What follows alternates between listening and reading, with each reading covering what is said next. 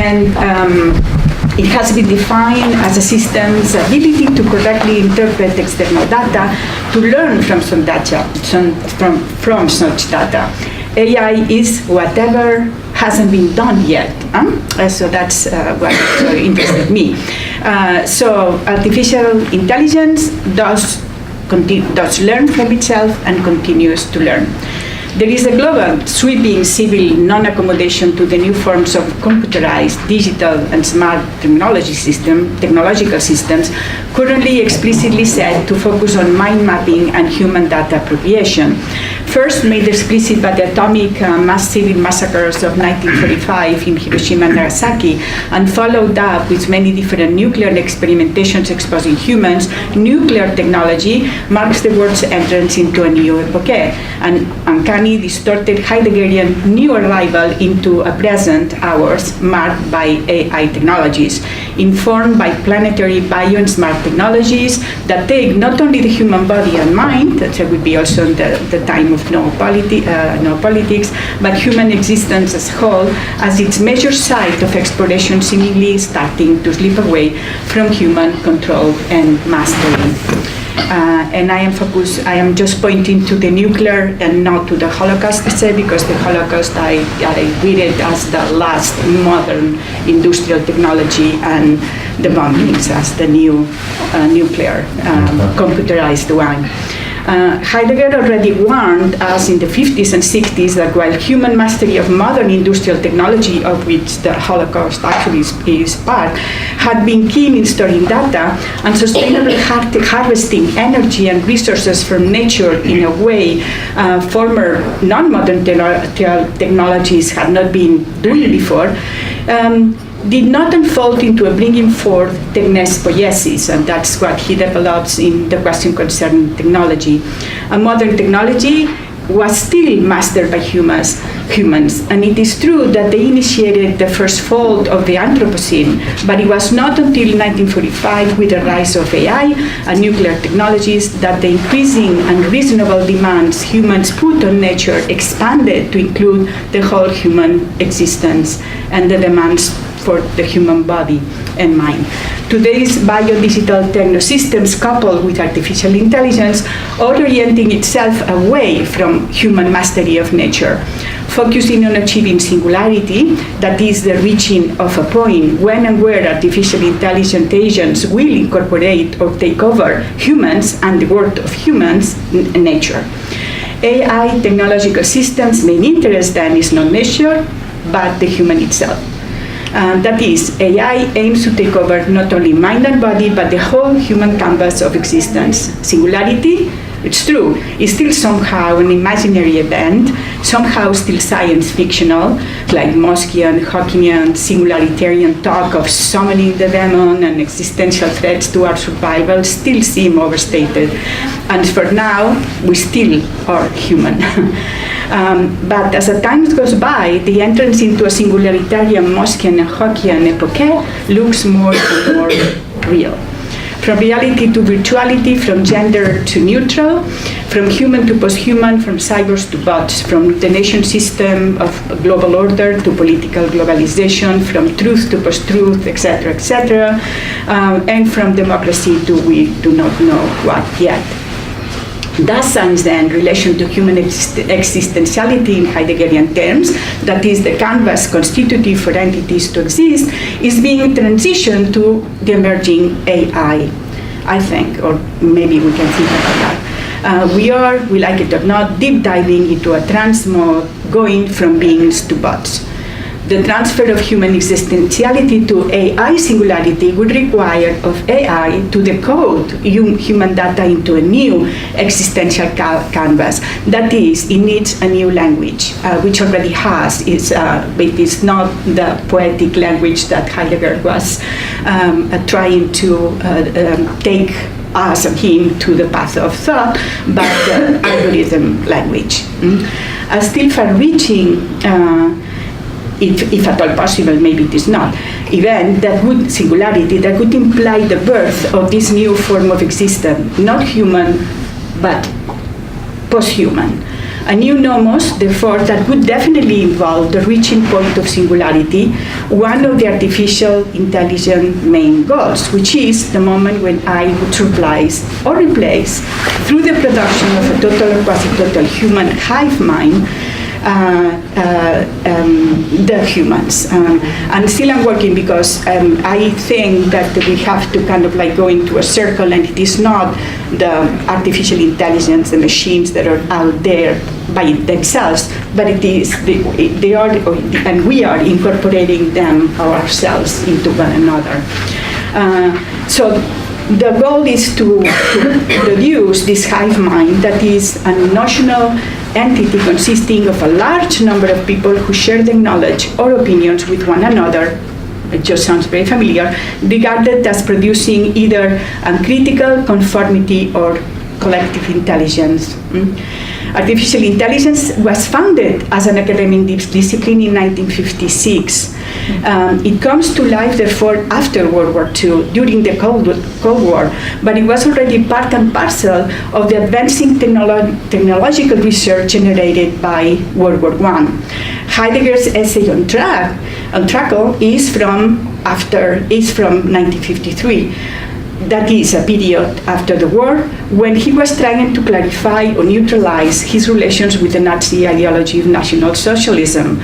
The other writings, these and others that he has from this period and on, then located during the Cold War period, when, as Carl Schmitt wrote in his 1957 addendum to the Nomos of the Earth, a new Nomos was emerging, a new paradigm, a new beginning that did not involve Europe and Germany as a superpower. Heidegger and Schmitt did not refer to artificial intelligence. Heidegger, however, came very close to understand or intuit the challenges smart technologies were bringing on. He warned us from way back that unless we humans found the right path to the essence of technology, we were probably going to be doomed. He was probably right. The still now seemingly delusional transfer of human existentiality to AI singularity would require something that's still not quite there, would require of AI to decode human data into this new existential canvas, a still far-reaching goal, if at all possible, that would imply this new birth, the birth of a new form of existence. Already in Being and Time, Heidegger wrote that the question of existence is one of Dasein's ontological affairs and would not require that the ontological structure of existence should be theoretically transparent. The context of such existence, we call existentiality, says so far as existence is the determining character of Dasein, always requires that existentiality be considered beforehand.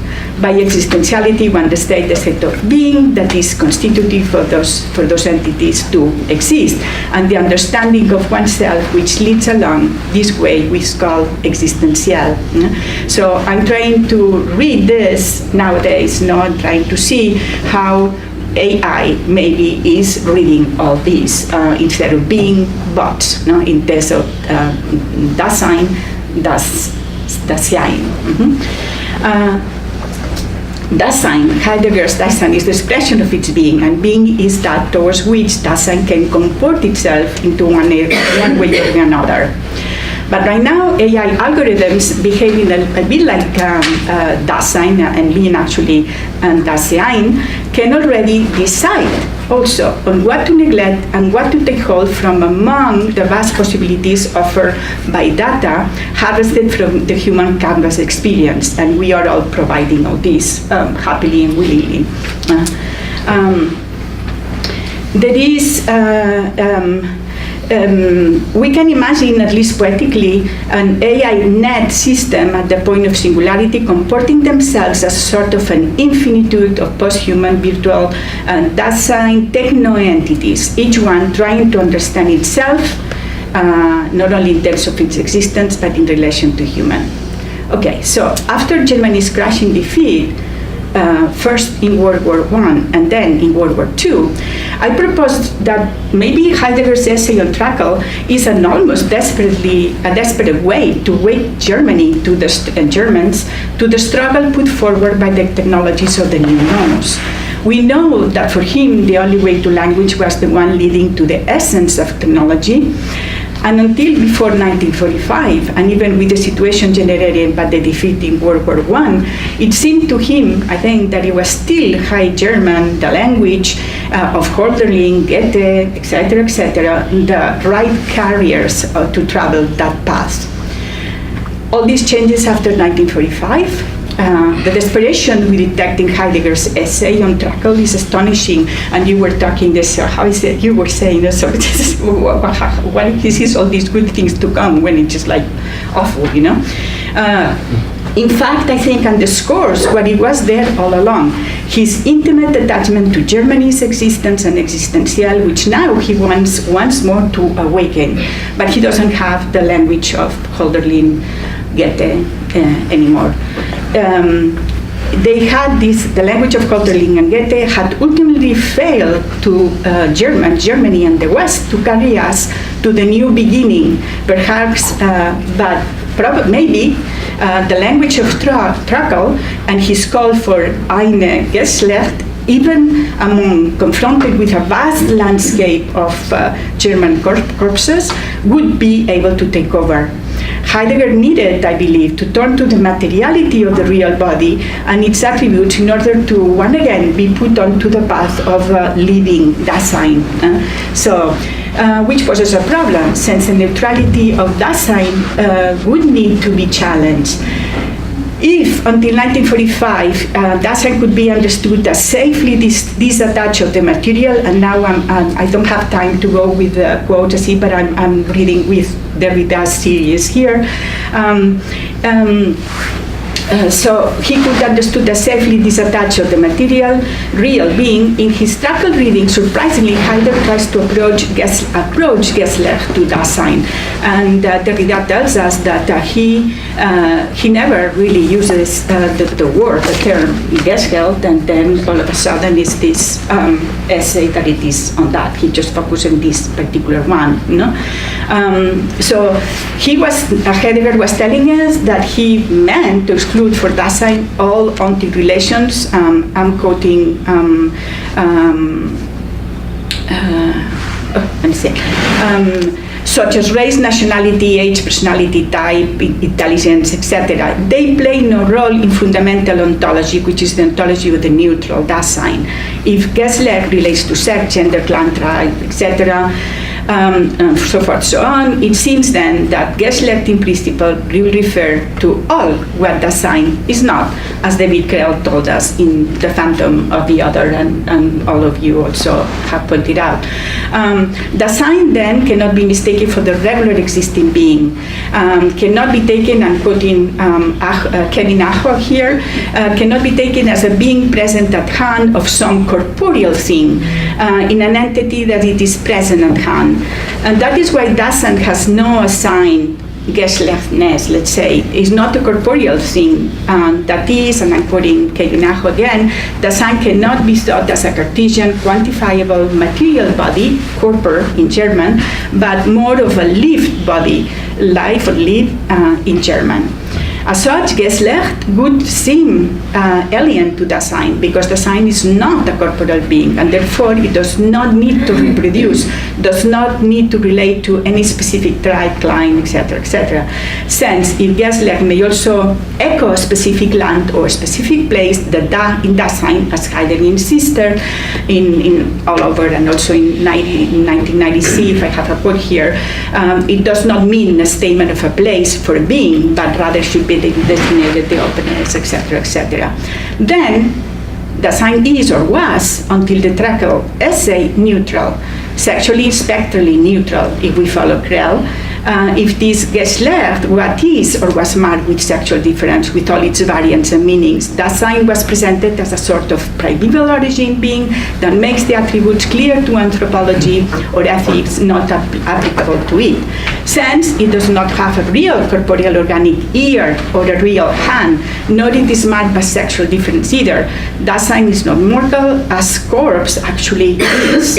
Not a minor point, and death and destruction is at least part of the struggle, his camp, Heidegger seems to want to bypass or surprise in his riddle of Trakl's poetic work. and the one Derrida, on the contrary, aims to underscore in his series, and especially also in 3, which finally he is put with the thing in front, No corporeal hand, no ear, no sex, nothing with which to reproduce to grasp onto, to reproduce, and Derrida in J1, we can read it, or to grasp onto, J2, or to hear, J4, unless, as Derrida does in Geschlecht II for the hand and 4 for the ear, we really plunge deep in Heidegger's text and realize that before 1945, the hand and ear in Heidegger, the hand and ear of Dasein's lived body is alien to corporality, to the corpse. That the hand, in order to be human, needs to be not only like the prehensile hand of the monkey, but the hand that writes, and therefore the hand that thinks. And that the human ear is not only the organ capable of hearing acoustical sounds and signals, but also able to hear the voice of the friend. It's Derrida quoting Heidegger's epigraph, you know. Heidegger always underscores the distance between Dasein and Geschlecht. Ultimate origins, and Dasein will be one, can only be grasped from and in themselves. And that he was saying this already in the idea of primordial science from 1919. As such, much later on, still for Heidegger, the hand and ear must be understood only as porters, essential primeval carriers, putting us in the path to language, carrying us to and through the path of language into the essence of Dasein, which would also be the essence of technology. But in order to be consistent with Heidegger's early idea that a primordial scientific method cannot be derived from a non-primordial derivative science, the very corporeal derivative Geschlecht must be kept apart from Dasein. Derrida follows that lead and lives deep and with no fear in Heidegger's waters, in his series, letting go of any apprehension he or we may have about the latter's, Heidegger's relation to Nazism. And in doing so, Heidegger's involvement with Germany's National Socialism actually spectrally appears. For instance, when Derrida, reading on J2, the year of the Heidegger, echoes in the year of the other, lets Nietzsche's language and thought resonate almost word for word, and idea for idea, in the ideology of National Socialism. It is true Nietzsche that Derrida allows Heidegger's link to the Nazis' techno-proposal for a German Renaissance, for Germany's new beginning, and after World War I came to the surface. Heidegger's ear hears a friendly voice. Derrida notes strongly when in the year of the other points to Nietzsche's voice as the voice of the friend. And there's a long quote that I'm not going to read.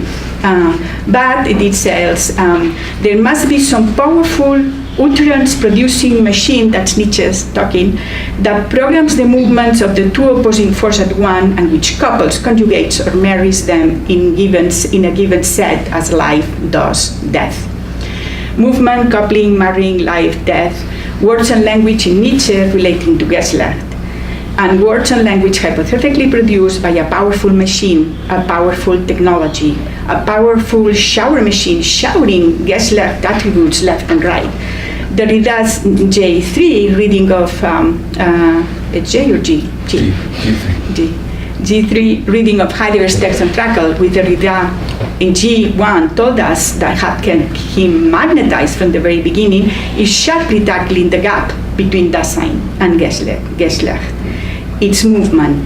It points to the fact that Heidegger, in his essay of Track, although he does want to keep them both separated, does not know how to let go of Geschlecht in order to get the essence of Dasein that is in his text clearly German. Heidegger, in fact, seems to be tracing Dasein with Geschlecht, exercising a brutal series of what Derrida terms sought metonymics. Metonymic jumps from point to point, verse to verse, and word to word, that Heidegger seems to be that sort of powerful utterance machine, or forcing Trakel to be the uttering machine, facing two opposing forces. into confrontation. Geschlecht and Dasein. A machine program in this case to produce a sort of new, also primeval Geschlecht that it's not possible to do, that could then perhaps be made compatible with Dasein's neutrality. I think that Heidegger moves in his reading of Tribe to close this gap, but he can't, no? Geschlecht then, in all its multivocity, and even Heidegger itself in this trying to try to connect and then it doesn't connect, echoes again this movement. That movement is one characterization belonging both to Geschlecht and Dasein. Actually, it is the one feature, I think, of what I read, that may help us understand such tracing. Movement, it's one thing that they do both share. Aho again reminds us, implies that movement. It is, according him, first and foremost, not a static entity that is physically present, but a dynamic way of being, an ongoing, finite movement or happening, on the basis of which we come to understand and make sense of the intra-world entities, including ourselves. Geschlecht has movement too. Derrida notes this movement in the first of his series, in which he, by the way, reproduces, since this is the first part, he says in note 1, that you also pointed to, that this text, the one, is the first part of a very preliminary part of an interpretation I would like to situate in Heidegger's pathway of Heidegger's thought. But unless we take movement in consideration in Derrida's way to language and thought, and with it a certain and necessary organicity, a certain corporality, we have to take the corpse into consideration. And corpses are plentiful in Trakhl's poetry, as we know. Therefore, the signifiers, the porters of reality and desire, move, Lacan tells us. Language moves. Freud, and I'm going to be closing now, Freud pointed out already in 1895 in his project for a science of psychology that language and the unconscious also move, and they move organically. And rereading Freud's project, Lacan followed up on the movements that belong to the unconscious, which in Freudian terms, these are nothing but the movement of units of irritated organic matter.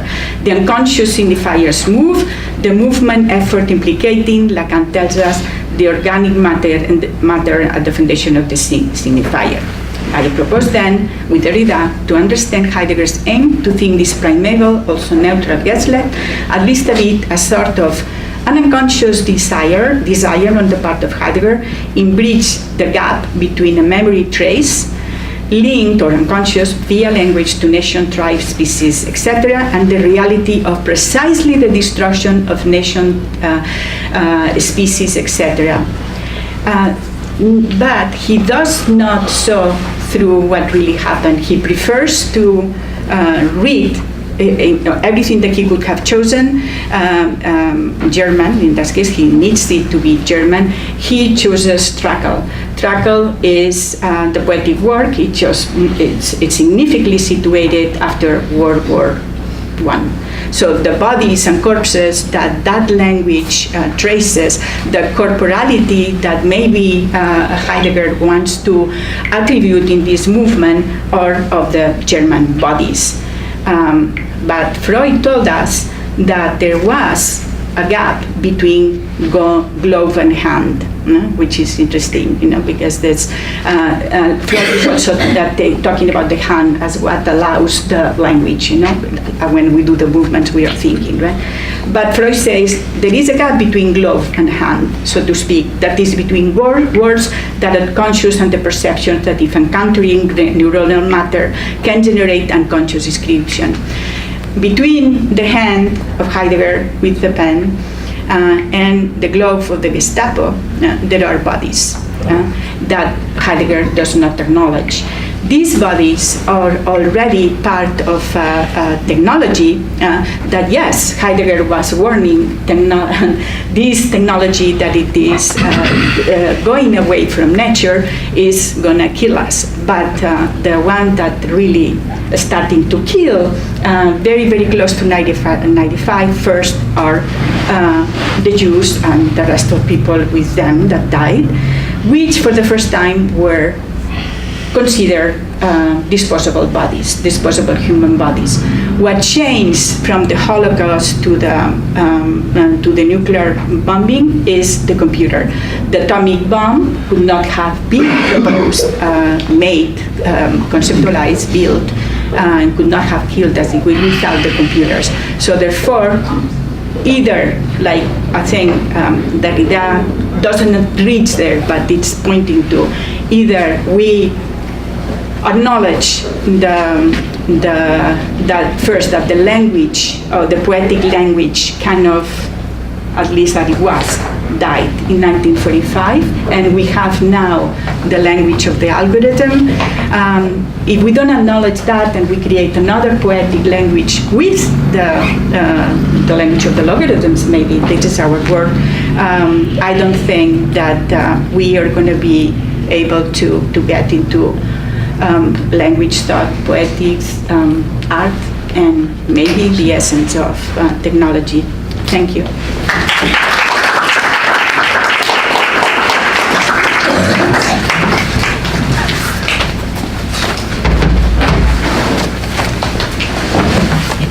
Oh, I'm sorry, I did not present myself. I am a professor here at the Hispanic Studies Department and Film Studies.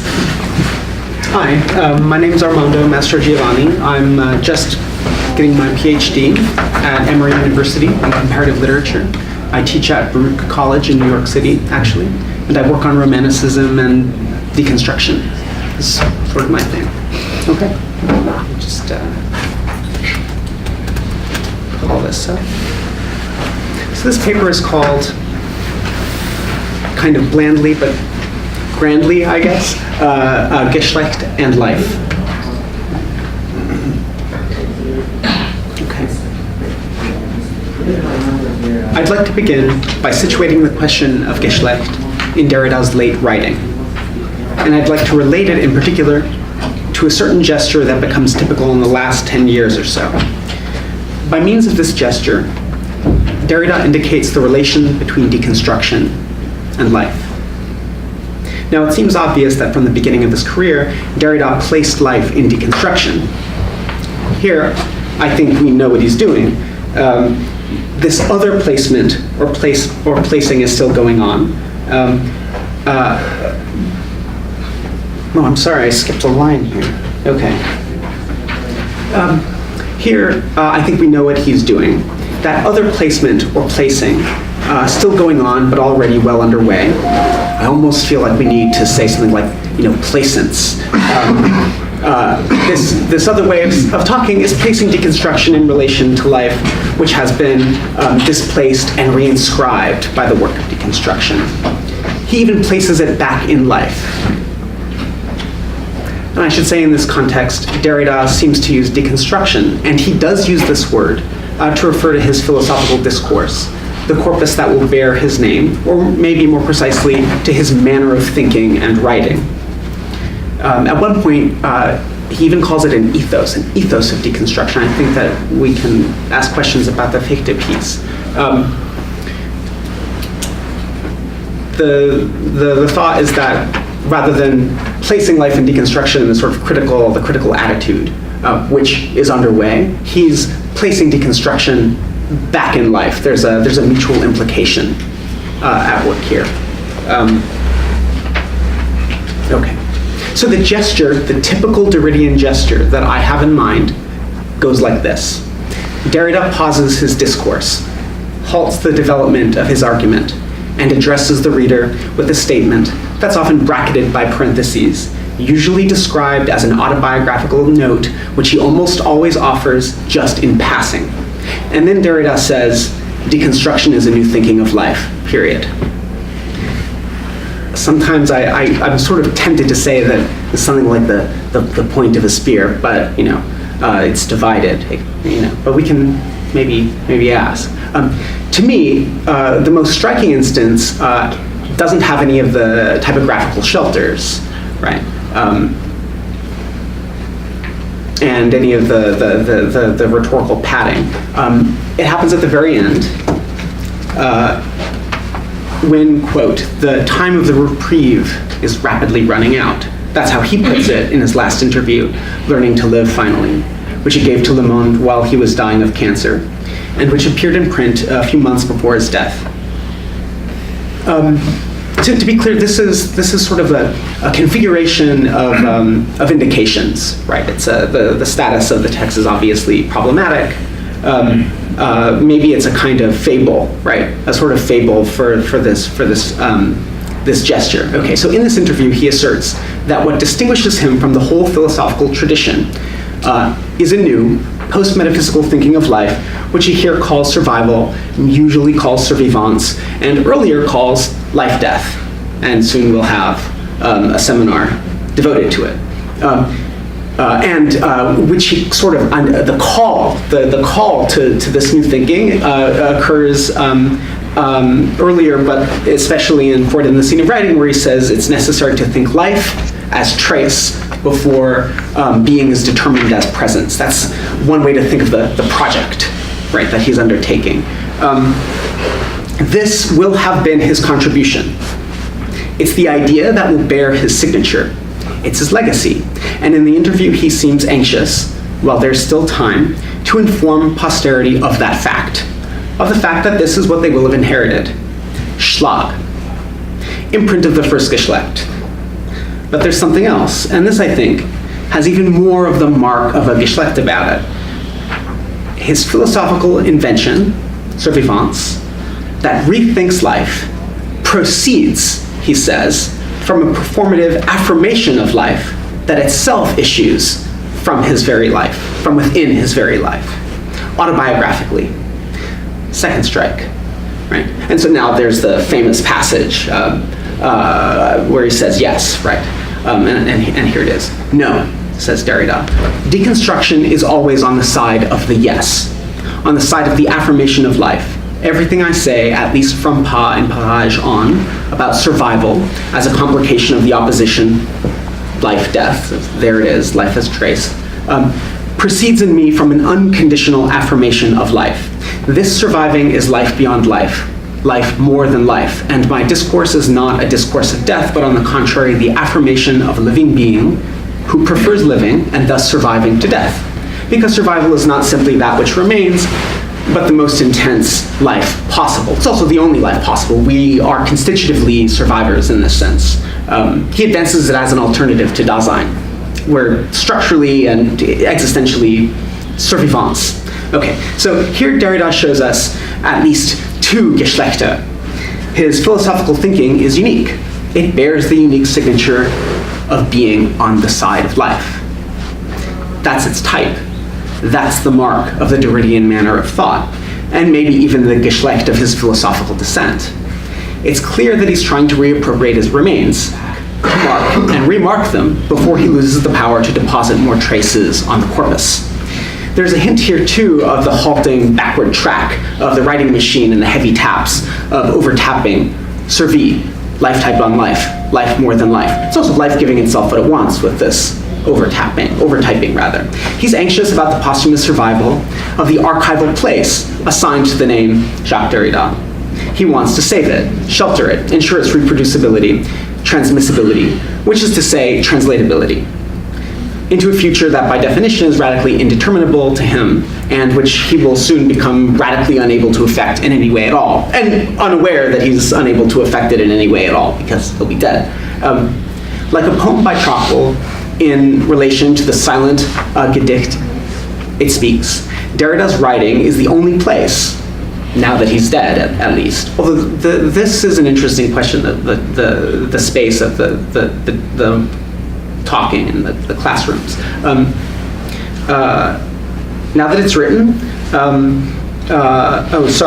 Derrida's writing is the only place, now that he's dead, to find this new thinking of life. You gotta go to the books if you want to find the new thinking of life. There's no referent out in the world. You can't reconstitute it by looking around or doing math or something.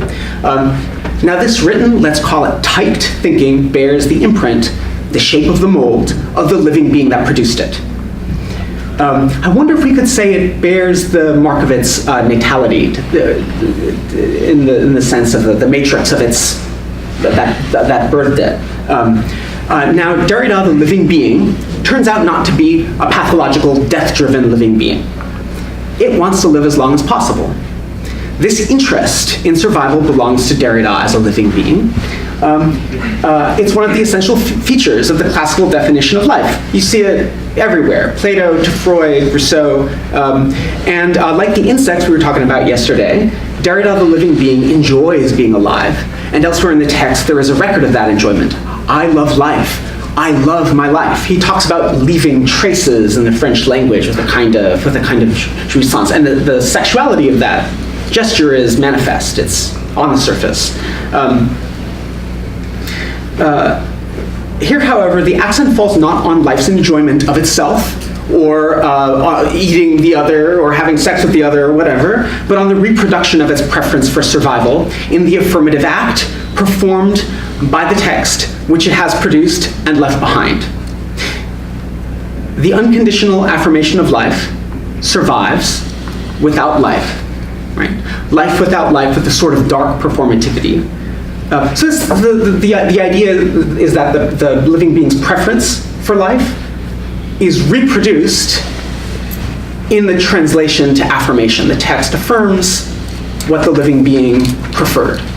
There's a reproduction and a repetition there. So biologists call the empirical origination of biological life abiogenesis, genesis from the absence of life. Here is something like the abiogenesis of a non-life. What's lifey about it, I think, isn't the performativity of the affirmation. We can read, Shakespeare's sonnets. It's the repetition and maybe the inheritance of a Geschlecht, the imprint in the affirmation of an interest. It's affirming something. I don't know what the life is now, but it's affirming something. The strike hits the very place of the text, which can somehow repeat it as long as its substrate isn't burned, right? So I'd like to note that the living being's preference for life has been translated into an unconditional affirmation of it. This is translation, which, thanks to the structure of duration, is in principle capable of operating in the absence of the living being that secreted it. The difference between the preference and the affirmation seems to me to be a really difficult question, especially because the life of the living being to which this preference has already been assigned should be understood not as life in the classical metaphysical sense, but as life-death. This is the preference of life-death. What life does life-death prefer? Is it life-death, or is it the phantasm of life? Is a question that I was trying to figure out. This brings us into the phantasm and the fabularity of the Vécy, I think. And how are we to read the difference introduced by the affirmation? Second, the textual affirmation, which the living being leaves behind, isn't alone. It's interwoven with it, and proceeding from it, another issue, is the theoretical discourse that formulates a new thinking of life. One core element of which, analytically, is in fact affirmation. Affirmation constitutively belongs to the structure of survivance. Otherwise, life has no future. That's why it has to say yes to the future that it's receptive to feeling, in a way. I'd also like to note that if we follow Derrida's new thinking of life back to the source from which he says it proceeds, the affirmation, and back from there to what produced the text, the living being, we see that Derrida's laid down a path that takes a detour right around his humanity. And then assigns this theoretical discourse his literal claim to fame. This is why we're going to remember him, he says, not to his humanity, or even in the case of this passage, his proper name. The thinking of life, which affirms life, bears the Geschlecht not of the human being, but of the minimally living being. And this is kind of tricky because he doesn't believe in the minimally living being, right? There might be some irony here. The economy of imprints required an erasure of the human Geschlecht. Or at the very least, a neutralization of the human imprint that he's inherited, or that's been stamped on him. There's a Geschlecht II in the mark of his choice of the side, right? The side of life that he declares. the imprint of his engagement in a great disagreement, a gigantomachy, right? A different, that according to him has structured the history of philosophy, and yet Derrida presents himself as the only philosopher, the only one. This is like there's no philosophy of the animal, there's no philosophy against the death penalty, and there's no philosopher on the side of life. All the other philosophers, and they're all men, are they belong to the discourse of death, right? And this is because the sacrificial tradition of ontotheology, to the history of which national humanism belongs in the Fichte piece, produces the proper of man by exposing life to the risk of sacrifice and inscribing it with sacrifice, real or virtual. The web of these imprints, okay, these marks, describe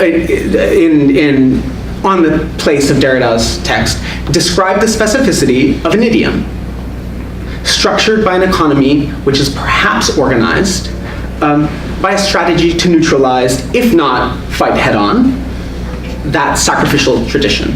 That's a too bold thesis for you, I think. How am I on time, Adam? 5 more minutes or so, I think is fine. Okay. I will measure it. Okay. It's clear that I've already given in to the possibility of what Derrida calls an illegitimate temptation here. What magnetizes me is not only Derrida's mobilization of a thematics and a rhetoric of Geschlecht in his own typical gesture, where he strikes deconstruction itself with the imprint of life, which is both its object of thought, its source, the object of its preference, and the object of its affirmation. Object here is obviously not a great term. It might be more tempting than it is legitimate to follow Derrida's thinking of life back to it's almost as if the thinking of life is the Gedicht, and I'm very wary of it. It's obviously a metaphysical gesture, and the question is whether that silence is split, right? For these gestures have the same structure as a poetic saying, right? On the other hand, the affiliation with poetry of deconstruction would be an interesting place to pursue here. Okay, so the gesture has a twofold temporality. Okay, he insists on the one hand that from the beginning, his interventions and his work have always proceeded from another thought of life, or an unthought thought of life. On the other hand, he also says that this project responds to the call to develop a new thinking of life. An exemplary case strikes when he notes that Heidegger is obliged to neutralize life in the analytic for the purpose of immunizing against the determination of the human as a rational animal, right? While nevertheless maintaining an essential relation between Dasein and death, so that you get this interesting result where Dasein is essentially mortal, but it's not essentially alive. Okay, it's curious, says Derrida. At the heart of the trouble, okay, and here he's about to pause, is another thought of life. At the heart of all these difficulties of the heart, there is always the unthought side of the thinking of life. But now he adds, in parentheses, an autobiographical note. What for Heidegger and for the other thinkers he's doing in the Animal That Therefore I Am piece, which is where this occurs, is a source, what for these people is a source of real trouble and the cause of a whole matrix of neurotic symptoms, and maybe worse, this has been for Derrida, and from the beginning, a resource, an invention, right? He almost seems to be describing a machine here, and I'll quote him. And it is by means of that, and that is the unthought side of the thinking of life. It's by means of that, and through the question of life and of the living present, of the autobiography of the ego in its living present, that my deconstructive reading of Husserl began, in fact, as well as everything that followed. The beginning. It is through this unthought side of the thinking of life, through it, and by means of it, that deconstruction moves. Seems to be describing a track, maybe, a path mark. We're in the presence of a certain type of path, I would say, a bonum or an imprint. And we have this problem of the before, I think. In yet another autobiographical passage, in the same text, he notes very quickly and in passing, just in passing, no big deal, he tells us that what left the tracks, the unthought side of the thinking of another side of life, is itself tracks. remarking, and trace. Let me note quickly and in passing, concerning intellectual biography, that whereas the deconstruction of logocentrism had for necessary reasons to be developed over the years as a deconstruction of phallogocentrism, then of Carnot-phallogocentrism, its very first substitution, of course, there is no first substitution, but there is here its very first substitution of the concept of the trace or mark for those of speech, sign, or signifier was destined in advance and quite deliberately to cross the frontiers of anthropocentrism, the limits of a language confined to human words or discourse. Mark, grammar, trace, and difference refer differentially to all living things, all the relations between living and non-living. This, I have a lot written here, but the basic idea is that reference in this line, mark, etc., refer differentially to all living things, all relations between living things. It repeats the reduplication of reference that Geschlecht repeats, where the reference to the relation is reduplicated in both in the thing and in the mark, because the thing is the mark. So I will just go through that paragraph nice and quick, and you know, there's simply the thought that life and language are both systems of self-tracing structures, right?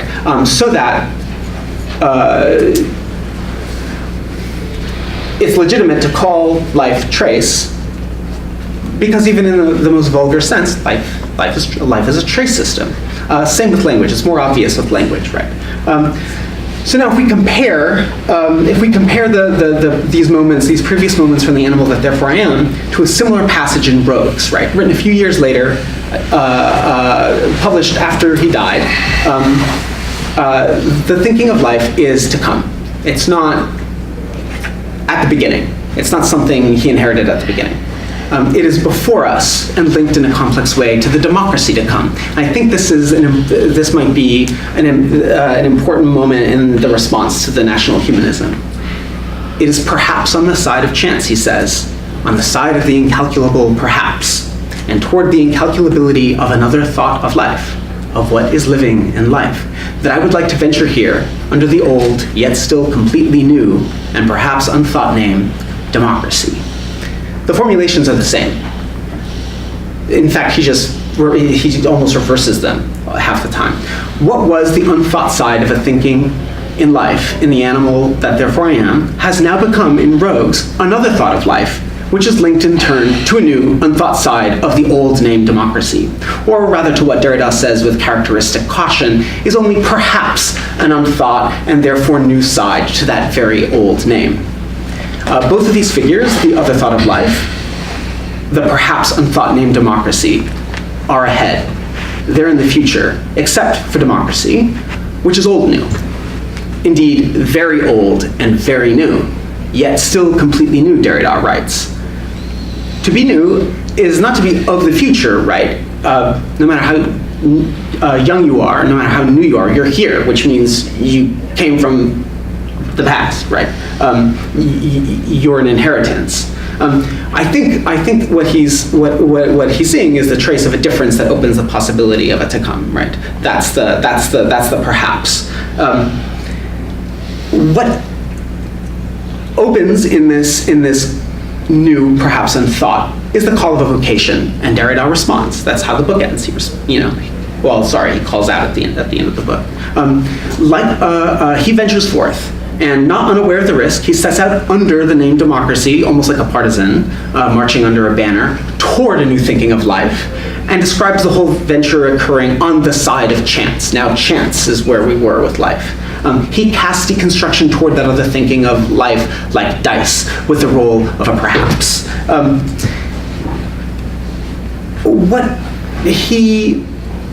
Where I'd like to end, I'd like to just, having sort of hovered, in the manner of that Derrida describes, sort of circulating through his gestures and repeating them. I'd like to just read one at the end of the second essay on reason in Rogues, where he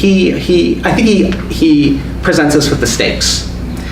I don't have the time, says Derrida, precisely, to pursue this path here. And the path is the examination of the structure of autoimmunity and the historicity of reason, which, although its reason is able to have crises and attack itself.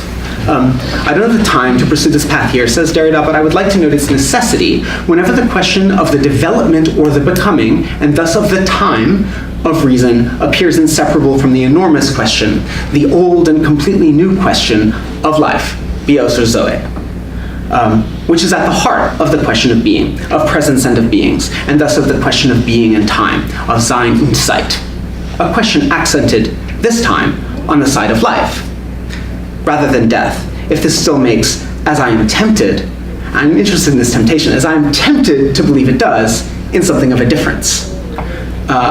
I wonder if we might ask if that temptation is an illegitimate one to him. I don't know, but you know. So Derrida conjures the scene. He's already conjured the scene of naming to image the scene of deconstruction, where the old name democracy will have become reassigned, given anew to that old familiar thing, life, so that the sparks will fly, and a new possibility of the thinking of each will emerge, right? The democracy to come is perhaps the thinking of rogues, which is perhaps an answer to the question at the end of the Fichte essay. The democracy to come perhaps comes joined, if not to a life to come, a phrase way too autoimmune for Derrida, then a thinking to come of life.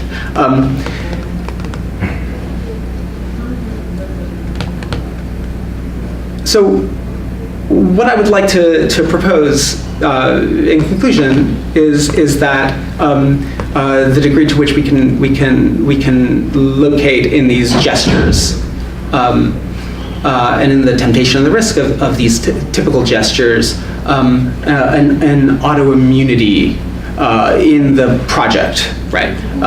Or perhaps in the temptation of my reading it, where suddenly we're thinking about a life to come. Which would be, in fact, a question of poetry. So that's it. Thanks.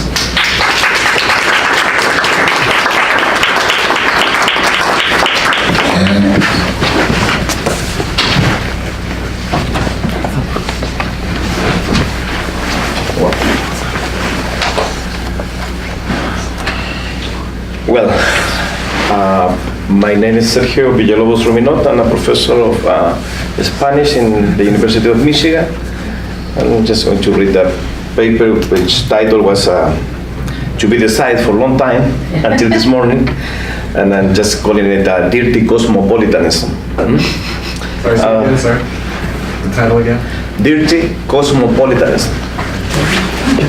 Let me start by thanking first Adam Rosenthal for putting together this, honestly, I believe, amazing encounter. Second to Katie and Rodrigo for, providing the edition and translation of the text that actually convened us here. And to Geoffrey Bennington for such a relevant series of editions and translations that are becoming crucial for my own work and for my own engagement with contemporary philosophy. I should say in the presentation that I also work in a collective group that is called Infrapolitical Deconstruction. So I'm not speaking in the name of nobody, but I'm speaking also in relation to the kind of work we do there with this group of people. And we have been very close reading material that Jeff provides to the general public, but to us has been really relevant too, right? So as you can see right away, the kind of approach of problems I'm working with differs from the most conventional work related to philosophy as a profession, but fits in an important way from precisely this kind of work. From my frame of work, I will not hesitate to say that the recent recovery and publication of the Geschlecht III is a philosophical event. It continues the systematic interrogation of Heidegger philosophy, not only his politics, but his philosophy, an interrogation that Derrida started early in the 60s until his last seminars, of course. But at the same time, it is not only a continuation of that interrogation, but a radicalization of the question that Derrida asked to Heidegger philosophy, right? An interrogation that at the same time is an opening to a philosophical problematic that is far from the conventional or partisan idea of taking sides, whether we prefer to read Derrida or we prefer to read Heidegger, whether we believe that Heidegger is a sober and Derrida finish with Heidegger's shortcomings, etc. No, on the contrary, it opens a problematic field. So it is a philosophical event in the sense that it is not only the confirmation of a systematic solicitation Derrida always addressed to the problematic dimension of Heidegger thought, but also because it opens beyond Heidegger the whole question of national humanism, a title that was given, I learned this yesterday, by Derrida to Geoff Bennington as he was translating the first part of the series of lectures of that period. The translation made by Geoff appeared in 1992 in the Oxford Library Review under the title On Theology of National Humanism from Legomena to an Hypothesis. It is finally a philosophical event and not only a commercial event. No, I don't mean that it's a commercial event. It is indeed not a commercial event, but rather a philosophical or a thinking event. As the matter at stake in the Geschlecht series are crucial for our contemporary discussion, and far beyond Heidegger case, contemporary discussion that are crucial to see the very status of philosophy regarding history, regarding the articulation of thinking and history, human history, global history, or history in its relation to historicity. As many asserted yesterday, the singular character of the work Geschlecht allows Derrida to interrogate a series of naturalized assumptions by Heidegger's reading of talk, his forced interpretation, his economy of places, and the concatenation of works and meaning that allow him to produce a particularly strong interpretation of such poetry, an interpretation that seems to confirm Heidegger's own thinking. Curiously, talk will be proof that Heidegger was right. And beside the fact that one can always propose another reading of the poet, conventional criticism of literature would produce a different reading of the talk poetry, right? As much as another reading or another interpretation of Heidegger's own interpretation of talk, as for example François Dastour, she actually produced a totally different reading of Heidegger's interpretation of talk poetry, more familiar or more, generous to Heidegger's interpretation if you want. What I would like to contain in my short intervention is that the meticulous reading performed by Derrida of Heidegger's interpretation of talk is pertinent as it opens a threefold interrogation of: 1. The status of poetry conceived as thinking, and at the same time about the so-called co-belonging or so-called also vicinity of poetry and thinking. So this is something that I think we should interrogate. Second, the relationship between nationalism, exclusiveness, and humanism. And 3, the problem of sense, meaning, destiny, direction as form of limited comprehension of historicity. Now, with regard to what I will call tentatively a politic of the poem. So I just make this observation, and then I will just unpack a little bit the context, no? Let me first dwell on the status of poetry and the so-called philosophical character of the poem. I have, of course, in mind what Philippe Boulapart already problematized as in his Heidegger and the Politic of the Poem, and the so-called national aestheticism related to it. However, in Geschlecht III, we can perceive a series of resistance to Heidegger's forceful reading of talk that are not meant to correct or to produce an alternative reading, but to show the kind of decisions Heidegger took or made in his interpretation. This interrogation supplements at the same time a sustained polemos Derrida opened with Heidegger in the early 60s as expressing a series of interventions, among which, of course, we can mention the supplement of Coppola, Usie Grammet, Different Spirit, and recently published a course of 1964-65, Heidegger on Byzantine, of Grammatology, and which continues to the last seminars on the peace and the sovereign, the death penalty, and so on. Derrida's critical interrogation of Heidegger, one might say, is not new, neither focused on one single dimension, or in a particular series of texts or periods of Heidegger thought. Derrida's critical interrogation of Heidegger move all around, from his skeptical reading of Heidegger's famous footnote of Byzantine that Rodrigo was mentioning yesterday at the end, right? Regarding the so-called vulgar or Aristotelian notion of temporality, right? The famous note to the 82 paragraph of Byzantine, to his observation regarding the legibility of being and the self-positioning of the silence as the non-metaphoric metaphor that will secure the path to the comprehension of being, right? Until his elucidation of the notion of gate, speed, expected, to his discomfort with the rhetoric of Dasein authenticity, being toward that, autarky, all the way to his questioning of the very strong link between solipsism, as in the characterization of Dasein in the analytical, until the very relationship with this solipsism and the very question of sovereignty, right? The sovereignty that seems to be somehow forgotten somehow in the articulation of a Heidegger thought. We might say, therefore, that Derrida's polemics with Heidegger is systematic, coherent, and multidimensional. So it's not, as Heidegger expressed in the 64 seminar, it's not a matter of refutation, denegation, right? But rather it's a Auseinander Saxon, it's a permanent polemos, it's a game somehow, right? So keeping all of this in mind, all of this as antecedents to the problem, the careful interrogation of Heidegger's reading of Charles contributes to add new aspect to his permanent evaluation of the German thinker. However, and here I'm going directly to my point, what strikes me the most is the fact that Derrida is not only, neither primarily giving us elements to substantiate the conventional accusation about Heidegger's inner tendency to National Socialism.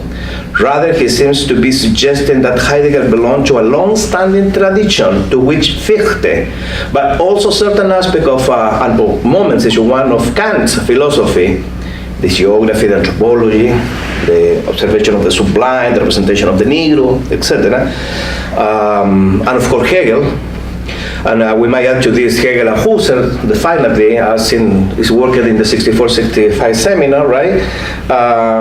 All of them belongs, right? This tradition of National Socialism, a tradition of national thinking that will have an exclusive access to philosophy and to the human as the granted privilege that defines the particular humanism of this tradition, a humanism that is also inevitable a nationalism, humanism that is at the same time a nationalism.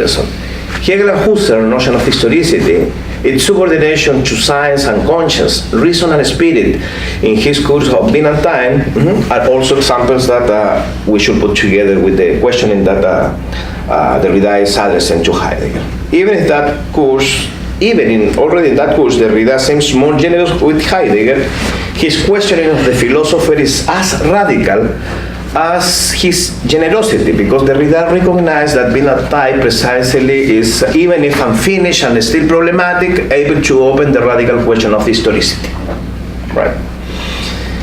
Of course, the relationship between historicity and difference is precisely the whole point in question here, right? And I will say that difference, as understood by Derrida in that time, is a permanent elaboration of the problem of the shortcoming of Heidegger's definition of historicity, right? And we can say already in the seminar, the 64, that Heidegger noticed precisely this kind of contradiction with the historicity, limited historicity, the problem of history, and other attributions, and he is able to show how Heidegger was more critical than Husserl, who still, subordinates historicity to the ability to articulate logical thinking, and to Hegel, who was always thinking in people with history and people without history, but still, the solution to the problem is not convincing to Derrida. The Heidegger solution to the problem is not convincing. So this is a problematic field.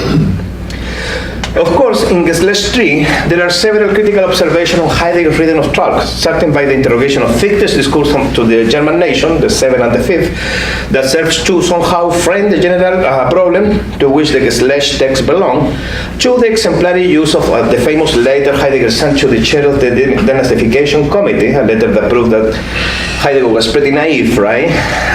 In the sense that he believed that by rejecting the vulgar, biological, version of National Socialism, he was free of the more difficult to grasp and deep, complex relation between exclusiveness, exceptionalism, and the prerogative of the German as the savior of the West.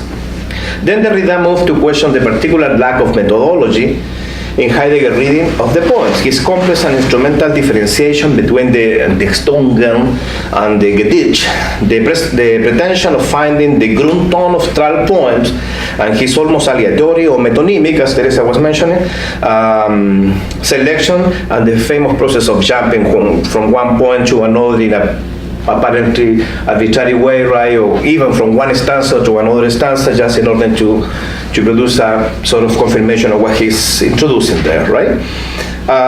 His privilege of the gathering effect of the hind or place converted into a home, familiarity, origin, etc., to which the wandering and the wandering character of the poem return, the limitation of the dissemination effect of the poem that result both from his particular methodology or lack of methodology thereof, and from his forceful insistence on the gathering effect of the plot, a gathering that is undifferentiating, a gathering that is recentering at the same time. Let me just quote a little bit Derrida here. No? Why insist of gathering on the lie that concerns the gathering of a polysemic diversity in the simplicity of place?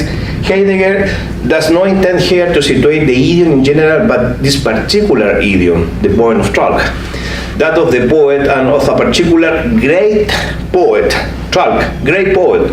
Those are his work. Every great poet, jeder große Dichter, solely poetize from out a unique poem. So I want to interrogate the idea of the great poet, no, the große Dichter. And questioning this also because it seems to me interesting that Heidegger relates the simplicity of the place and the gathering effect with the representation of Troll as a große Dichter, a great poet, insofar as this very idea of the große Dichter, to which we know Hölderlin, Troll, somehow Rilke, as well as somehow René Char and Paul Celan could belong, if we consider Heidegger's own declaration, implies, this very idea of the große Dichter implies already a selection and a criterion which we need to interrogate. Of course, I'm not only referring to the assumption that the uniqueness of the German language and culture depend on the cultural memory that the singular poets have kept alive, a sort of Andekin or a sort of political rememoration that keeps the language and culture more alive than other cultures and languages in Europe and in the rest of the world. And that will, of course, make of Germany an exceptional place. And also thinking of the status of poetry. The status of poetry in Heidegger thinking. What makes us these poets great, the große Dichter, is already a problem that is not only related to the German exceptionalism, but to also point to something, for example, Alain Badiou, accusation of Heidegger of being the last representative of the age of the poets, could be interesting, no? That is to say, the last modern philosopher, Heidegger will be the last modern philosopher who appeals to poetry to keep alive a dying philosophical tradition. I should say also that this idea of the große Dichter, the great poet, is crucial to literary studies, particularly area studies like Latin American literary studies, precisely because it works always like the justification of the lack of philosophical tradition. We don't have philosophical tradition, it's an inversion of the center limited historicism, but we have poets, we have great poets, right? So we have to somehow deal with the great poets. I call this, of course, a substitute logocentrism. So what I'm suggesting here is that the need to differentiate, of course, Derrida and Badiou's approach into the poem and to its philosophical status. In short, while Badiou seems to be objecting the romanticism inherent to Heidegger thought, Derrida is questioning not his use of poetry, but his reading of it. Does Derrida support the Heideggerian thesis on the deeply thoughtful character of poetry? It's a question. Does not his disseminating reading imply a destitution of poetry privilege regarding thought and language? It's the same question in the other way. Up to what point the insistence in the poem is triggered by a sort of substitutive logocentrism, a logocentrism of a second order that opposes the logic of the discourse, but only to replace it with another logic of the gathering of the poem. That will be the first series of problems I have as a reaction to the publication, or the recovery and publication of this lecture. So you can see that I'm not only interested in what Derrida says about Heidegger and his use of trans poetry, but also and mostly in the whole deconstruction of national humanism, to which Fichte, Heidegger, among many others, belong. Let me be clear, I'm not suggesting that Derrida's solicitation of Heidegger's decision is secondary or non-important. On the contrary, to me, they complement the series of texts Derrida has dedicated to the shortcomings of the German thinker.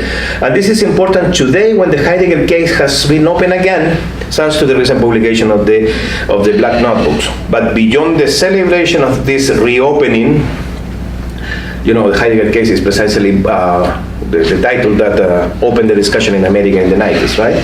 I also think that Geschlecht III and the whole series of lectures of that period are crucial to problematize the afterlife of national humanism in contemporary form of liberal cosmopolitanism, and what we might call, just in passing, the socio-economic and cultural processes related to globalization, the 12 plagues that Derrida speaks in the Spectre of Marx.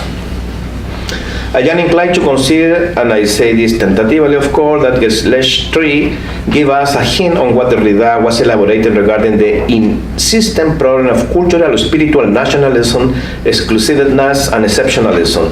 As I already said, this is what granted to the recovery and publication of Geschlecht its eventful character. Not only the critique of Heidegger, which is no, in the first place, a critique in the conventional sense, neither is focused in one particular operation, but the fact that the series of operations Derrida mobilized in his reading of Heidegger are also crucial to engage with other forms of cultural nationalism and his, of course, pretension of uniqueness.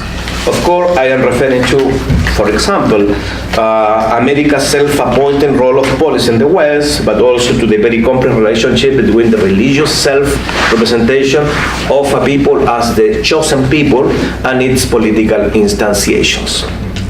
I know that I'm risking here too much, and that the question of exclusiveness and chooseness might be suspicious of a sort of anti-Semitism. But it seems to me that the deconstruction of national humanism and its different form of exceptionalism lead us to a radical interrogation of modernity's political institution, and that this questioning of modernity political institution was already taking place in Derrida's work. I told you at the beginning that I belong to a group of infrapolitical deconstruction, and we are precisely thinking always in this idea of infrapolitics and what Jeff calling scattering one, the politics of politics, as a place in which you can precisely think critically this modernity political institution, no? The shortcoming of modernity's politics and philosophy, right? I think that precisely the great point of Geschlecht is that it allows us to question precisely the very configuration of national humanism as a distinctive way of limiting the self-understanding of Europe, but also to understand the limitation of contemporary cosmopolitanism. Insofar as it's an interrogation of the inherent appealing to exclusiveness, to exceptionalism, to distinction, and so on and so forth. So, thanks to this sustained interrogation of Heidegger decisions and to the role of decision as such in his existential analytics and, of course, in his reading of Trock, the question of historicity remained undecided, open to different as its other name, and not as a theory that would resolve anything.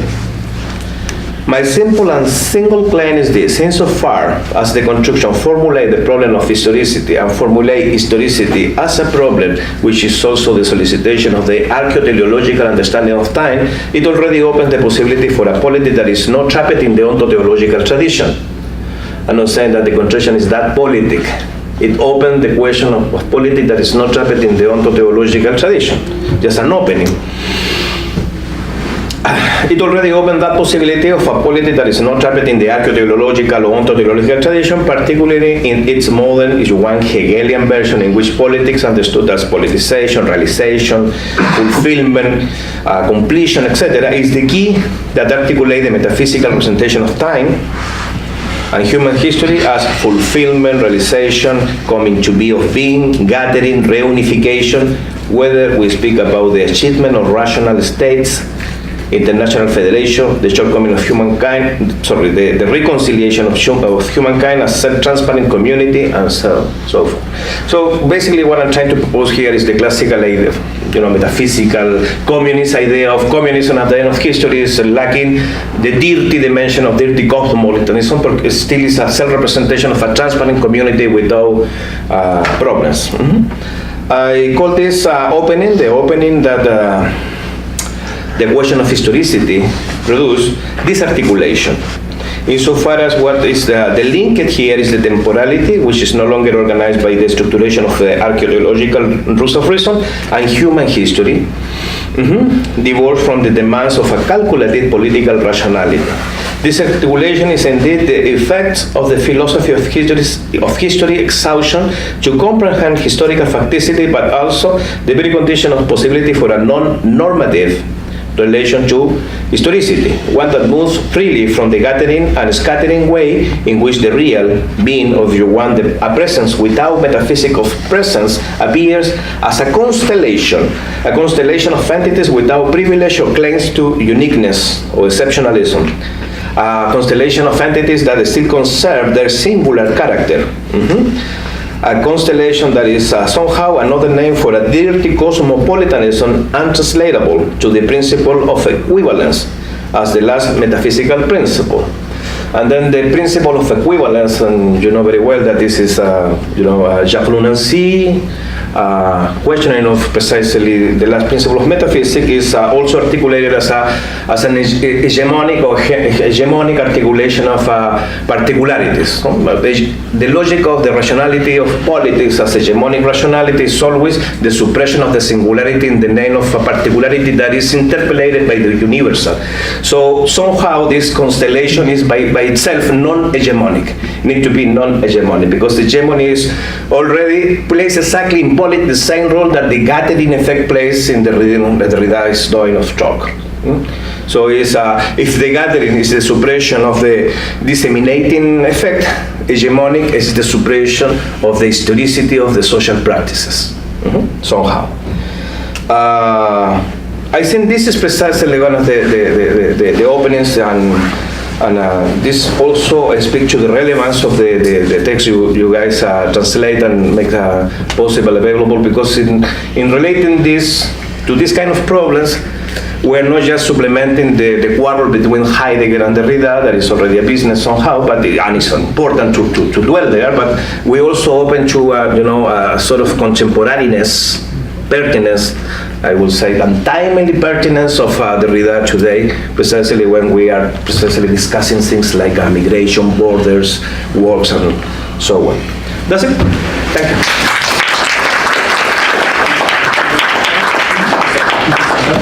We have about 15 minutes, I think, for questions. Thank you so much. Maybe we can take the chair. Yeah. Is that okay? What's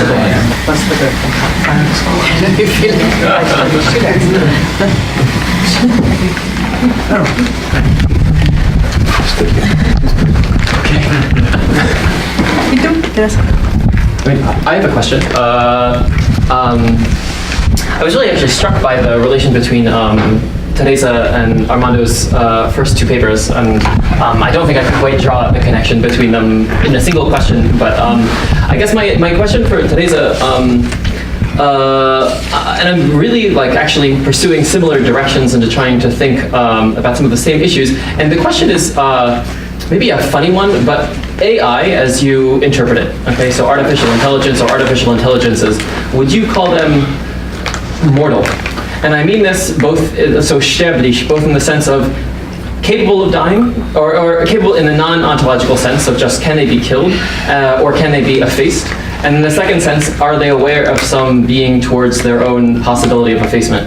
And I guess where I'm going with this is, if we're to think a lineage of Dasein through AI, that would be for me anyway, that would be the point to try and figure out what changes. I totally agree, yes, and that's why it struck me in the Derrida series, and especially the last one, G3, right? Because then he is at the language finally and mortality. So the choice that Heidegger makes to pick up Trakel with all the death, and that is there, and as an exposure of this, and at the same time allows him to conceal all the others, yes, that's what it links it to me to what it is perhaps going on with AI, because technology, I think that Derrida really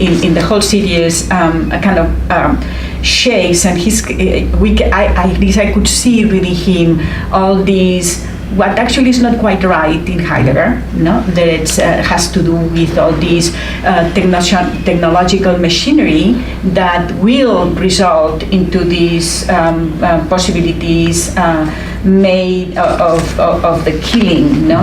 The mortal human bodies. In the essay on Trakel, Heidegger, as I said, I saw it like trying to shower Dasein with mortal attributes, which actually it seems to me that was counter. But I think what is happening in reality is exactly what AI is doing. And there is another thing, you say, that in the series we have the hand, we have the sexual difference, and of course, which is the technology, and then the hand, the habitat, which we are now destroying too. Then we have the ear, and then we have the language in the tree, right? But then we need the visual also, because actually AI is appropriating all the mortal attributes that we do have, and not only the existential, because I'm thinking also in big pharma, it is really taking our DNAs and it's taking all the corporality, but it is, again, I think it's important not to see it as the kind of big bad phantom or ghost that is there. It is a vampire, but as a vampire we do become them too, and the spectacular. Yes, it will become mortal. But it is human also, partly human. Another thing is what it was very interesting to me is to see. I think that you guys, when we presented the Geschlecht III, you're right. You presented from the very beginning is this kind of unfinished project. Is that yes? And I think that actually Derrida was not able to really tackle this. He left it unfinished because he tried to go into with the animal sense, and it doesn't work either, because AI is also vampirizing, sucking up everything that is biological, humans or animals. You had a question for Armando. Can I just ask one clarification, which is linked to this? Maybe it isn't, but and this is something that Krell made David Farrell Krell crazy.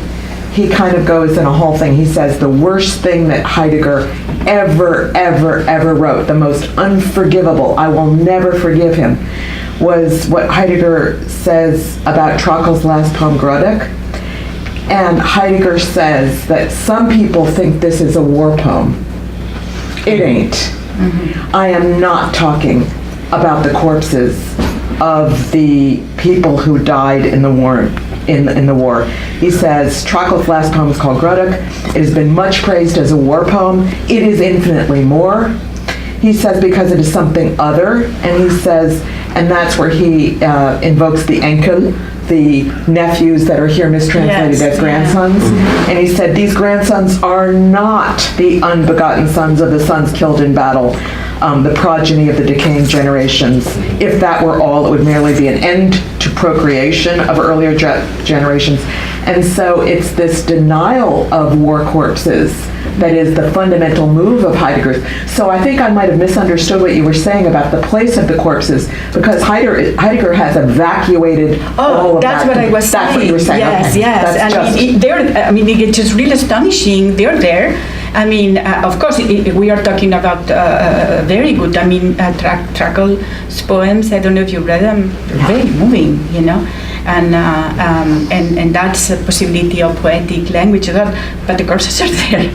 The corpses are there, and the twilight. But not for Heidegger. Not for Heidegger. I mean, I think they see them. He sees them, but he doesn't. No, wanna, because the dead is playing with his snakes. He wants that's what I was saying. He wants procreation somehow from all these dead Germans, which also take the place of the dead Germans in World War II.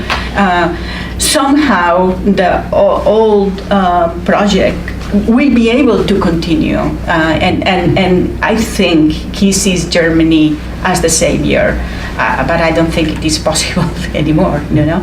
And thanks goodness, I mean, it didn't go well the first time and the second time, you know, so thank you, no. So no, I totally agree with you. And that's why I says why does he have to, you know, take this particular poet with this and go to the Ein Gestell, because he thinks he's still possible, you know. And then when Trakl is talking about twilight and this, he's seeing the dawn. Come on, you know. It's and when he sees the lands and the hills, he sees about this. He says that it's this concealed, but you know, I will open up for the new possibility. There is a possibility, but they say, well, yeah, but you leave all the others concealed between the hand, what I was thinking, and the Gestapo's gloves, no, of the. And I think it's important. I don't know. I think, and I think, I don't know. Derrida did not succeed, and he was moved. I think he was a little mad, you know. And you were talking about how generous he was. Fortunately, I think he was not generous in the Gestalt series. I think there is more anger that we can see at the very beginning. Thank you. Ian, did you want to follow up? But I don't want to take up maybe too much time if you want to ask other people. I think maybe do we have... Did you want Armando to answer that? I mean, do we have... Okay, I'll ask Armando a question. I was simply going to ask Armando whether, in the self-referential structures of life and language that you referred to, whether there's something algorithmic about that, and whether... Yeah. Why not? Yeah, no, I think that, I mean, I think there's probably something constitutively technical in the implantation of a replicating molecule in a bubble of oil, you know, prebiotic, almost alive kind of a situation. Yeah, so I think so. I guess I would want to ask what we mean by algorithm there, right? And what we mean in the Derridian idiom. Are we talking about calculation? Are we talking about the machine? Which are obviously connected. So if it has an interest, it's alive, is what I would say. Interesting.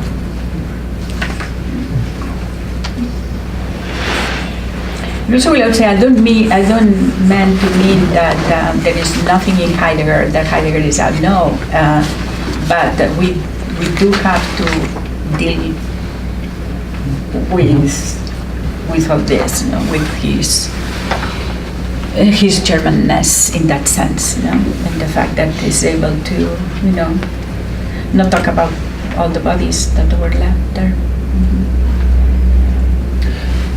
Yeah, sure. So just following up on that, I like your suggestion that Heidegger is turning to Trakl at this period, sort of in this almost unconscious maybe need to talk about something like corpses, and then he sort of represses that. And I'm wondering what you'd think about his later move to people like Stefan George and then back to Hölderlin. So he doesn't continue with Trakl. And if you read Heidegger's correspondence with Trakl's friend and literary executor Ludwig von Ficker, Ficker wanted Heidegger to keep writing on Trakl, but effectively Heidegger said what he said. And so there are like some other references, but really it's like these two essays, and it's like, this is what I have to say about Trakl, and I'm not going to go back to it. So I'm just wondering, so I feel like that's a really helpful suggestion. I'm wondering what you would make of then his turn toward George or then back to Hölderlin. Is this that he's sort of afraid he wants to kind of reinstitute Hölderlin because we can't actually go to so I think the encounter with the Trakl poetry, or not that he didn't knew it or whatever, but the fact that he decides to work on that, it makes it a very special essay, and that's and Derrida understood that, and he got all this long period of time, and all the time saying, I will do it, I will fail, and it takes it so long to finally get there, no? But it's 53. And that's what I was keen to bring you the dates, reminding the dates, no? And there is also Germany was trying to rebuild itself. I mean, architectonically too, with the buildings. There is the conference and dance in 51, 53. So and Heidegger is there, is part of these conversations, the conversations, and they call him, and it is the time also that Carl Schmitt, which also had ties with the Nazism, and they are, both of them are seeing this kind of that Germany as the savior of the West, or the, it's not going to happen. It's just sleeping into, at that time, with the Cold War and the two superpowers opposition, no? But it's slipping away, it's going away, and it actually speaking another language, which is English, no? And now which is also the language that has become, it can be poetic, but it's also right now, in that particular moment of today, it seems to slip in the social media into the case of journalistic language that both Heidegger and Derrida doesn't say what's going on. Yeah? So that's why I think later he just can be more safe to back to possibilities. No? And Heidegger's thought, like Derrida's, open, I think, for me, for you guys especially, open a lot of possibilities for us to continue. But I think we have to continue, Jeff, I think. Yeah, I was going to ask about the gesture that Heidegger makes more than once, and that can seem quite impressive in his technology writings or reflections. So you mentioned the question concerning technology, but in the essay on the thing, which I think is from 1950, he says it's easy to see that television will soon dominate communication in general. But I was thinking more especially of the lecture from, I think it's 61, called The End of Philosophy and the Task of Thinking, where he says it's easy to see that cybernetics. Yes, 65 in the interview with the Spiegel. It's very, very already in that clear. He says it in the lecture, The End of Philosophy and the Task of Thinking, that cybernetics will become the dominant scientific posture, and that all cybernetics is essentially doing is fulfilling metaphysics as ontotheology. So that's the end of philosophy, in the sense that cybernetics accomplishes metaphysical philosophy, and over against that there's this other gesture that Heidegger wants to call thinking.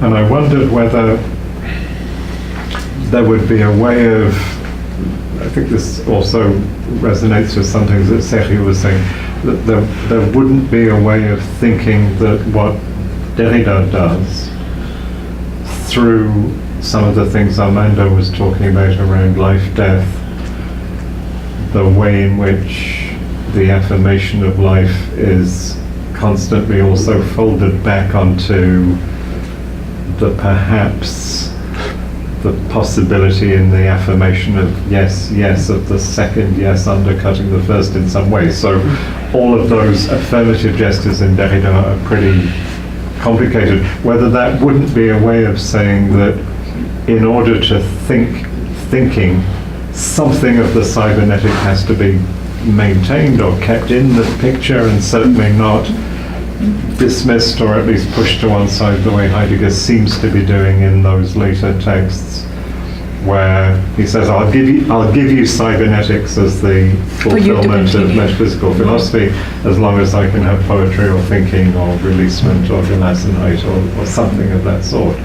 And in Derrida, obviously there's a suspicion of that stark a distinction. And so what for Derrida stands in the place of what Heidegger calls thinking, because obviously Derrida isn't simply defending metaphysical philosophy against Heidegger. He, to some extent, accepts Heidegger's diagnosis of it. But what stands in Derrida for what Heidegger calls thinking is something a little bit different, that includes some of these rather striking gestures, even the signature event context, the mark will function as a kind of machine that goes on to. This has a kind of quasi-AI cybernetic sort of feel to it that's folded into the thinking in Derrida in a way that it seems not to be in Heidegger. In Heidegger, you see. I think it's folded in Derrida. Yeah. But I also think it is still a bit in Heidegger, but it doesn't. It is Derrida, the one that I think kind of like perhaps lead us a little bit. I think you said it beautifully. It's that I agree totally. Derrida, Heidegger, in the 50s, 60s, you know, it is anger. I mean, it seems to him, I think, that sometimes at least that technology, that we are really become drifting from what should be our relation with the essence of technology. And I think, and Derrida instead is it just kind of maybe having a different relation that, and he incorporates also the animal, you know.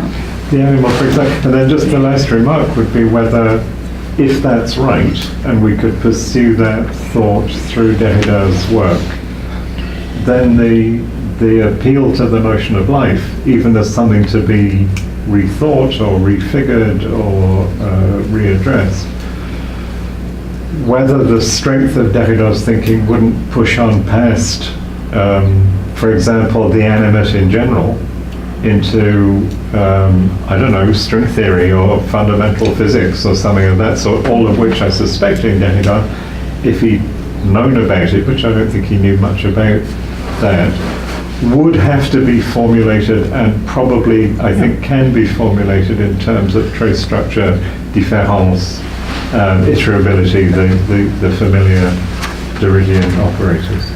Mm-hmm. Sergio, did you want to respond? Well, yeah, I mean, this is an interesting problem. It's pretty much related to what I call dirty cosmopolitanism, precisely because it's no humanist cosmopolitanism, no even human-centered cosmopolitanism. Actually, I was thinking to call it soul cosmopolitanism somehow, but still tempting with the categories.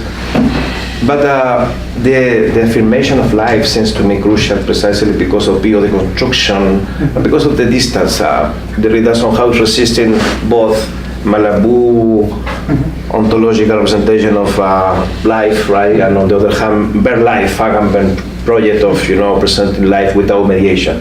So to me, it's crucial to understand all the relationship between his understanding of historical cosmopolitanism in Europe, at the same time with his deconstruction of biological discourses. There is a seminar, I believe, that's to be published, that is the Derrida seminar focused on biological discourses, and with the question of the animal, but also with the question of technology, which is precisely known as dichotomic as in Heidegger somehow, because of the relation with Stigler, because of originality, technicity, and because at the end of the day, the affirmation of life is the constatation of proliferation as the fact from which metaphysical construction, you know, try to reduce.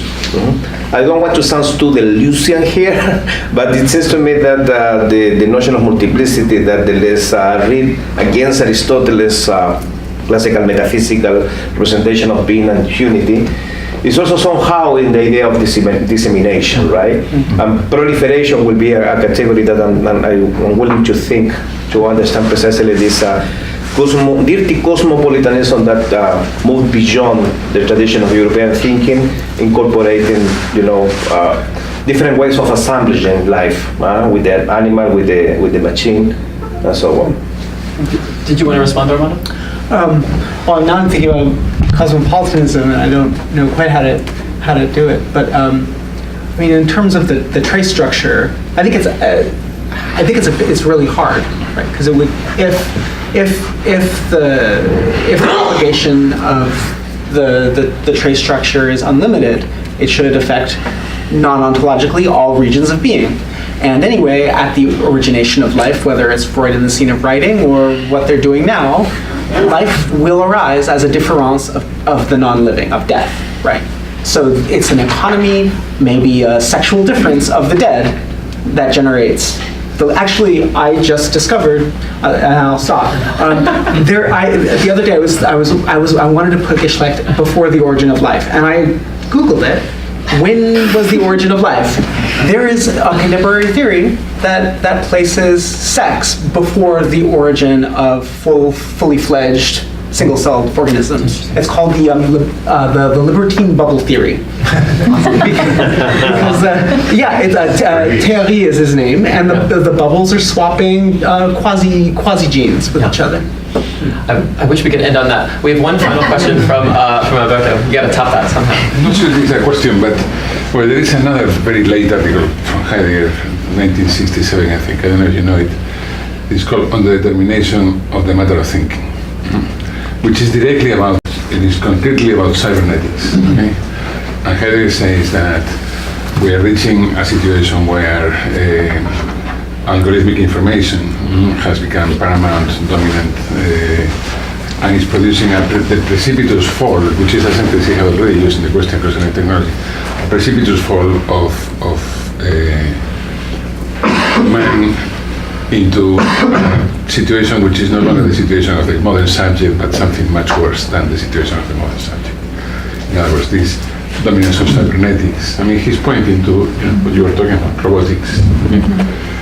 And then he says, but it is because this is happening,